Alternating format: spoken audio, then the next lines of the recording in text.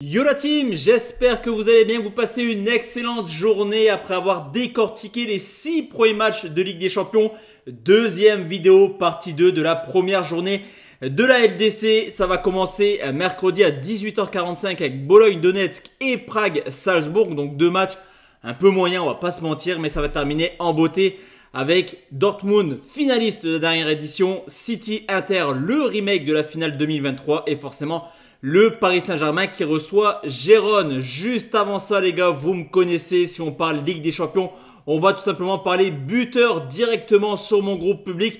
Donc foncez sur mon canal Telegram, le lien est tout simplement en commentaire épinglé. On est quasiment 40 000 membres sur le canal Telegram. C'est totalement gratuit. Tu télécharges l'application Telegram, tu cliques sur le lien qui est en commentaire épinglé et let's go, tu as accès à tout cela. On commence cette vidéo tranquillement.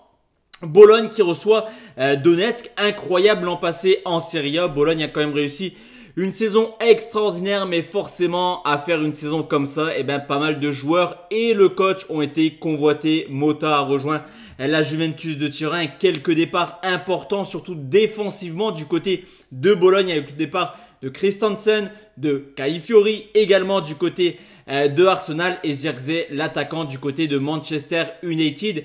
Tous ces départs nous plongent tranquillement sur un début de saison assez mauvais de la part de Bologne en championnat. 3 points pris en 4 matchs, 3 matchs nuls, une défaite et déjà 7 buts encaissés. Alors vous me direz, Donetsk, c'est pas mieux actuellement en championnat. Il y a déjà eu 2 défaites en championnat. Mais c'est surtout une équipe qui a beaucoup plus d'expérience que cette équipe de Bologne et qui l'an passé, à l'extérieur, certes, s'est incliné à Porto et au Barça, mais dans des matchs plutôt intéressants à regarder. Donc pour moi, sur ce coup, les bookmakers mettent Bologne favori. Je vais aller contre eux et je vais prendre nul ou Donetsk, très bien coté à 1,86.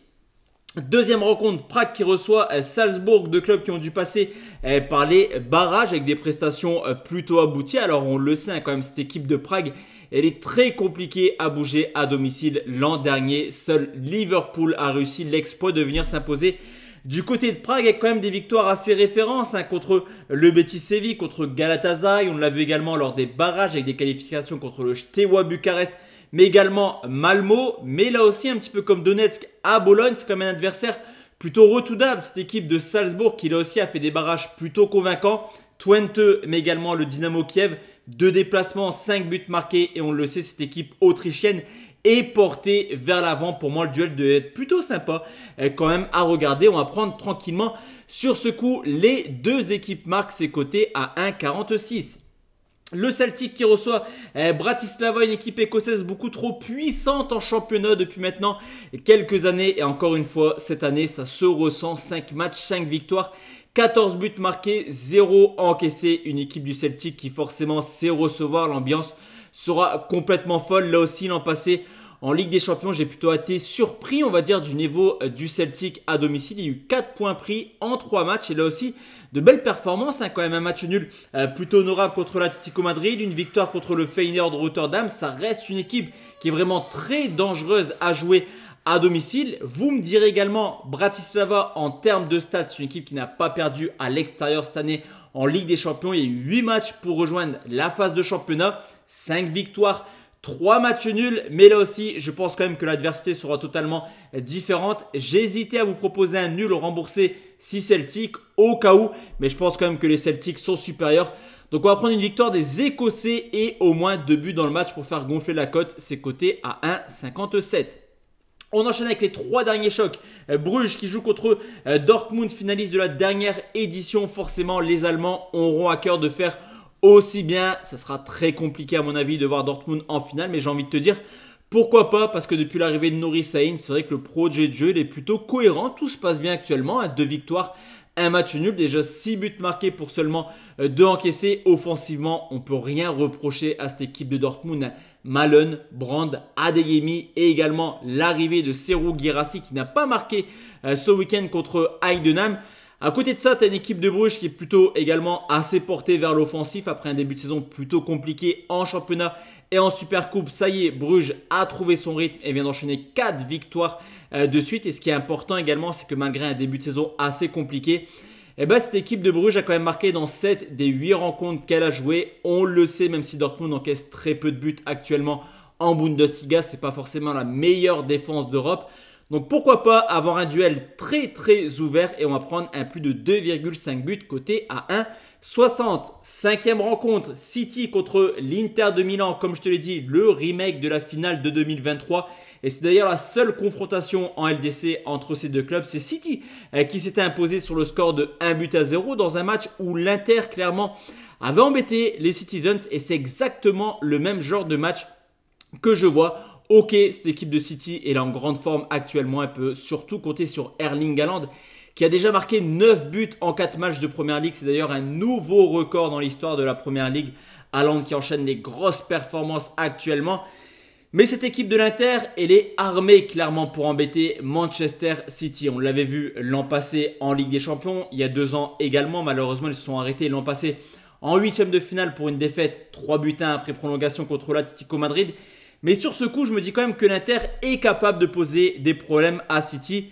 La cote de City est 1,50 et moi je vais quand même plutôt prendre le nul remboursé si City. C'est exactement la même cote, 1,50 également et je trouve que c'est plutôt value on va dire sur ce coup. S'il y a match nul, perso je suis gagnant. S'il y a victoire de City, je suis remboursé. Je vois pas forcément l'Inter venir s'imposer du côté de City. Et enfin, la dernière rencontre, messieurs dames, c'est le Paris Saint-Germain qui reçoit Gérone, des Parisiens qui ont un calendrier très compliqué. Alors je vous en avais parlé dernièrement. Tête de série, ça ne veut plus rien dire en Ligue des Champions. La donne est simple pour le PSG. Il y a quand même de gros adversaires. Arsenal, City, Bayern Munich, Atlético Madrid, Leipzig, PSV Eindhoven. C'est vraiment un programme XXL pour les Parisiens. Sur ce coup, c'est sans doute le match le plus simple pour les Parisiens. Car l'autre rencontre supposée être la plus simple, c'est un déplacement quand même du côté de Salzbourg. Donc là, ils ont quand même la chance de recevoir d'entrée de jeu. Forcément, objectif pour le PSG. Terminer dans le top 8 et de ne pas devoir passer par des barrages en terminant entre la 9e et la 24e place. Des Parisiens qui sont plutôt bien sans Kylian Mbappé. Alors attention à prendre avec des pincettes. On attendra vraiment d'avoir les vrais matchs de Ligue des Champions.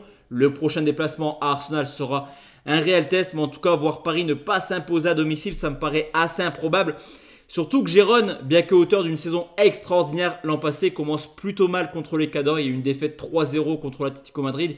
Une défaite ce week-end 4-1 contre le Barça. Donc tu le vois, c'est comme une équipe qui encaisse du but contre des adversaires un petit peu du standing du Paris Saint-Germain. Donc pour moi, c'est une victoire des Parisiens et au moins 2 buts dans le match. Honnêtement, c'est coté à 1,54, ça me paraît pas mal du tout. Là aussi, comme pour Celtic Bratislava, au cas où s'il y a un petit 2-1 accroché, on valide quand même notre bet. Donc pour moi, ce sera PSG et plus d'un 5 à 1,54. Donc voici à team mes 6 avis concernant cette journée de Ligue des Champions. On se retrouve déjà demain soir pour analyser la 3e partie. Et là par contre, il y aura des matchs complètement dingues avec surtout 2 clubs français. Brest contre Graz, les Autrichiens. Et enfin Monaco, Barcelone. Et dès mercredi, on va repartir sur les championnats nationaux. C'est une grosse semaine, messieurs, dames, à vivre en votre compagnie. Très bonne soirée à tous et à toutes. Ciao, ciao la team.